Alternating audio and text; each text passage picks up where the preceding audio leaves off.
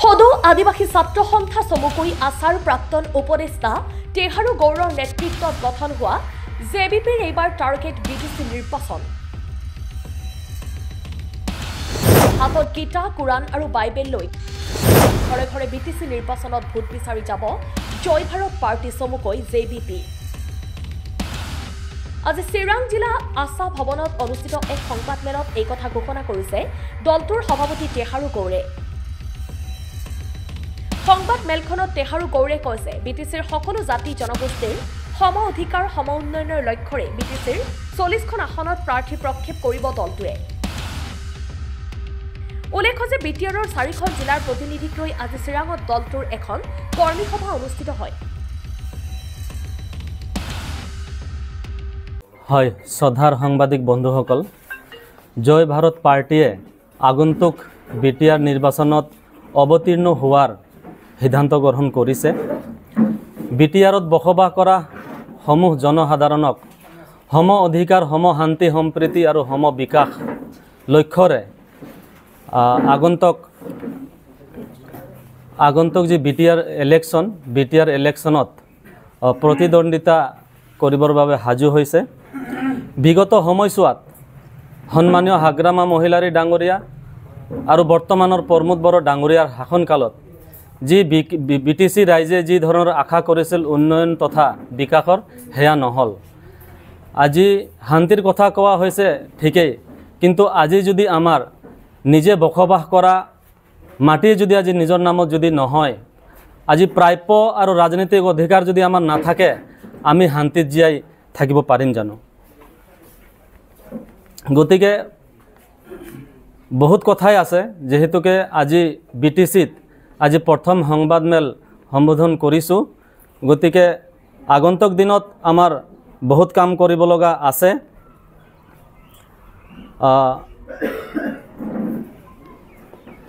আমাৰ দলে সিদ্ধান্ত লৈছে,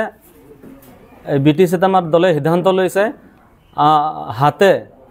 গীতা, কুৰাণ আৰু বাইবেল লৈ আমি ৰাইজৰ ঘৰে ঘৰে যাম। এয়া আমাৰ দলৰ সিদ্ধান্ত। পুনৰবাৰ কৈছোঁ, বিটিআৰ অঞ্চলত আমি হাতত গীতা, বাইবেল আৰু কুৰাণ লৈ হাতত লৈ আমি ৰাইজৰ ঘৰে ঘৰে যাম। আপোনালোকক জনাবলৈ পাই সুখী হৈছোঁ যে সাংগঠনিক দিশত আমাৰ কাম কাজ চলি আছে। ইতিমধ্যে আমাৰ ওদালগুৰি জিলা, বাক্সা জিলা, চিৰাং জিলা আৰু কোকৰাঝাৰ জিলাৰ লগতে LAC সমিতি ইতিমধ্যে গঠন হৈছে আৰু ব্লক সমিতি, প্ৰাইমাৰী সমিতি আৰু বুথ লেভেল সমিতি গঠন ইতিমধ্যে প্ৰক্ৰিয়া আৰম্ভ হৈছে। আমি সমূহ সমিতি গঠনৰ সমান্তৰালকৈ বিটিআৰত 40টা সমষ্টিতে আমাৰ জয় ভাৰত পাৰ্টিয়ে প্ৰাৰ্থী প্ৰদান কৰাৰ সিদ্ধান্ত গ্ৰহণ কৰিছে। প্ৰিয় সাংবাদিকসকল, আজি এটা গুৰুত্বপূৰ্ণ বিষয় অন্তৰ্ভুত আমাৰ দলৰ স্থিতি স্পষ্ট কৰি দিব বিচাৰিছোঁ যে 125th এমেণ্ডমেণ্ট বিল 2019 যি কোকৰাঝাৰত অধিৱেশন হৈ গৈছে, অসম বিধানসভাৰ প্ৰথম বাজেট অধিৱেশনত যি 125th এমেণ্ডমেণ্ট বিল 2019 যি পাছ কৰিছে, এই বিলটো কিন্তু অসম তথা বিটিআৰ ৰাইজক আন্ধাৰত ৰাখি পেলাই এই বিলটো পাছ কৰা হৈছে। এই বিলৰ ভিতৰত আমাৰ মাটিৰ অধিকাৰ কি আছে, ৰাজনৈতিক অধিকাৰ কি আছে, কোনো ধৰণৰ কিন্তু আমাৰ বিটিআৰৰ কোনো জাতীয় সংগঠনৰ লগত কোনো আলোচনা নকৰাকৈ এই বিলটো পাছ কৰিছে। গতিকে এই বিলৰ এগেইনষ্টত আমি যুদ্ধ কৰিম আৰু এই বিলৰ যি জেৰক্স কপি লৈ আমি ৰাইজৰ ঘৰে ঘৰে যাম। এইখিনি আমাৰ ক'ব লগা। মুখ্য ইছ্যু আমাৰ এই নিৰ্বাচনত, যিহেতুকে বিটিআৰত আমাৰ যিখিনি উন্নয়ন হ'ব লাগিছিলে, উন্নয়ন হোৱা নাই। আজি প্ৰমোদ বড়ো চৰকাৰে হওক বা বিজেপি চৰকাৰে হওক, যি ধৰণৰ কথা দিছিলে, মাটিৰ কাম কৰিম বুলি কৈছিলে, বিভিন্ন ধৰণৰ কাম কৰিম বুলি, কিন্তু কোনো ধৰণৰ কাম কৰিব পৰা নাই। আজি অসমত যদিও বসন্তৰা পইণ্ট 3ৰ জৰিয়তে কাম চলি আছে, কিন্তু আজি বিটিআৰত কিন্তু 22মতিৰ জৰিয়তে মাটি পাট্টা দিয়াৰ কিন্তু কাম চলা নাই। গতিকে বিভিন্ন কথা আছে, আমি পৰৱৰ্তী সময়ত আমি এইখিনি ইছ্যু আমি দাঙি ধৰিম। আমাৰ বৰ্তমান ৰাজ্যিক ভিত্তিত হৈ আছে, আঞ্চলিক দল হৈ আছে, পৰৱৰ্তী সময়ত আমাৰ এইটো নেশ্যনেল দল হ'বলৈ গৈ আছে। আজি ইয়াত আমাৰ সংবাদমেল পতাৰ মূল কাৰণটো হ'ল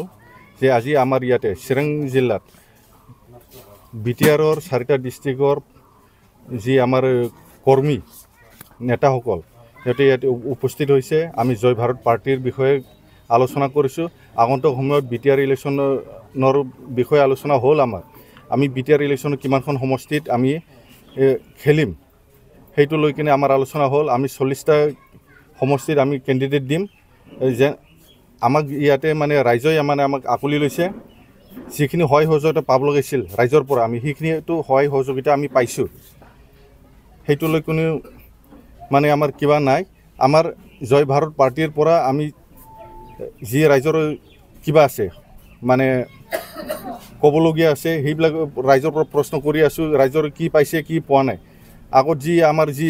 চৰকাৰ নামত পৰিৱৰ্তন চৰকাৰ বুলি কৈ কিনে পৰিৱৰ্তন চৰকাৰৰ নামত আমাৰ প্ৰমোদ বৰাই যি কৰিলে UPPL চৰকাৰে আজিলৈকেতো কোনো পৰিৱৰ্তনে হোৱা নাই BTR এৰিয়াত সেইটো লৈ কিনে আমাৰ যি আলোচনা এতিয়া BTR এৰিয়াত আগন্তুক সময়ত ইয়াতে যি ডাবল ইঞ্জিন চৰকাৰ চলে আছে সিহঁতে একো কাম কৰিব নোৱাৰিলে এতিয়া ৰাইজৰ বিকল্প এটাই কিবা হৈ আছে এতিয়া জয় ভাৰত পাৰ্টিক লৈ কিনে প্ৰত্যেক ৰাইজৰ মাজত মানে আশাৰ এটা বতৰা আহি আছে যে আগন্তুক সময়ত প্ৰত্যেক ৰাইজে মানে আমাৰ জয় ভাৰত পাৰ্টিক আকলি ল'ব আমাৰ চিন্তা এইটোৱে ভাৱধাৰণা সেইটোৱে মানে প্ৰত্যেকৰে সম বিকাশ সম অধিকাৰ সম উন্নয়নৰ ক্ষেত্ৰত আমি জয় ভাৰত পাৰ্টিৰ পৰা প্ৰত্যেক জাতি জনগোষ্ঠীক একেলগে লগত লৈ কিনে আগবাঢ়ি যাম বুলি আমি জয় ভাৰত পাৰ্টিৰ পৰা আমি আশাবাদী BTRত আপোনালোকে নিৰ্বাচন খেলিবলৈ ওলাইছে BTR বাকী আপোনালোকক কিহৰ কাৰণে ভোট দিব কিহৰ কাৰণে আকলি দিব বুলি ভাবিছে আপুনি আমাৰ মেইনলি ইছ্যুটো হ'ল উন্নতি কাৰণ যিখিনি কথা দিছিলে আগৰ ডাবল ইঞ্জিন চৰকাৰে সেইখিনি একো কাম নহ'ল BTRত এতিয়া BTRত যি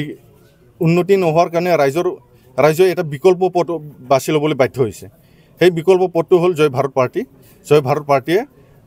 আগন্তুক সময়ত ৰাইজৰ যি আশা সেইটো পূৰণ কৰিব পাৰিব বুলি আমাৰ এটা আশাবাদী আছে আমি আশাও কৰিছোঁ তাৰ কাৰণে ৰাইজে আজি নিজে স্বতঃস্ফূৰ্তভাৱে ওলাই আহিছে জয় ভাৰত পাৰ্টিত জইন হ'ব ধৰিছে আগন্তুক সময়ত পৰৱৰ্তী সময়ত মানে আপোনালোকক এইটো জনাই দিয়া হ'ব যে BTRত আমি কি প্লেন পলিচি লৈ কিনে কামটো কৰিম নেক্সট কিবা এইটো আপোনালোকক জনাই দিয়া হ'ব আচলতে BTRত দুটাকৈ আঞ্চলিক দল UPPL আৰু BPF তাৰ মাজতে আকৌ BJP আছে কংগ্ৰেছ আছে কিমান প্ৰত্যাহ্বানৰ সন্মুখীন হ'ব বুলি ভাবিছে প্ৰত্যাহ্বানৰ সন্মুখীনতো ৰাজনীতি দল হিচাপত প্ৰত্যেকে প্ৰত্যাহ্বানটো দিব কিন্তু আমি ভাবোঁ আমাৰ যিখিনি কাম কৰিবলগীয়া আছে আমি সেইখিনি কামটো কৰিলে সিমান এটা কিবা নপৰিব আমাক যিখিনি মানে সহায় সহযোগিতা ৰাইজৰ পৰা পাবলৈ সক্ষম হৈ আছোঁ তাতে আমি বুজি পাইছোঁ যে আমাৰ